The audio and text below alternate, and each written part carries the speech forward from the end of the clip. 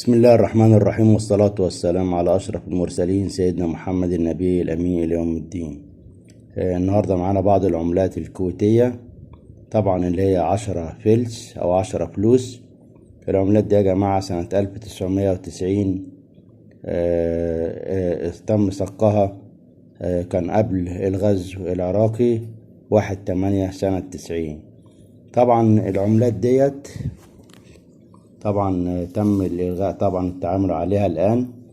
هجيب لكم وجه العملة بالنسبة للثلاث عملات اللي فوق. 10 فلوس دولة الكويت. نيجي بعد كده في عملات تاني 10 قروش سنة 85 زي ما حضراتكم شايفين العملة دي، والعملة دي سنة 79 برضو 10 قروش.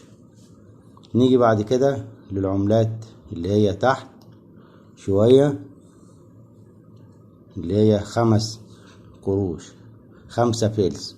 5 فلس سنة 1981 و1988.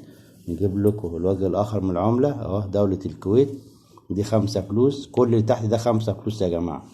وهنا برضو سنة 1990 بالنسبة للعملتين دول.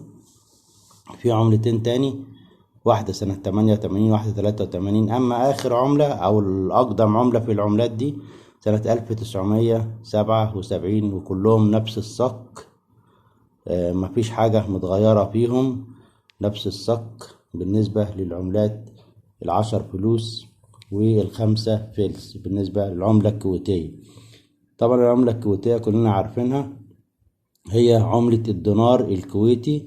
الدينار الكويتي طبعا في هذا الزمن يعمل حوالي 100 جنيه مصري. 100 جنيه مصري الآن طبعا مبلغ كبير جدا جدا بالنسبة للعملة المصرية بتاعتنا. طبعا هناك طبعا الدخل ما شاء الله دخلهم كويس اخواتنا الكويتيين، الله يبارك فيهم. ويا ريت تعملوا لنا لايك للفيديو، دي اقل حاجة يعني تعملوها لنا، الله يبارك لكم. وفضلا وليس امرا تفعيل زر الجرس بالكل والاشتراك بالقناة.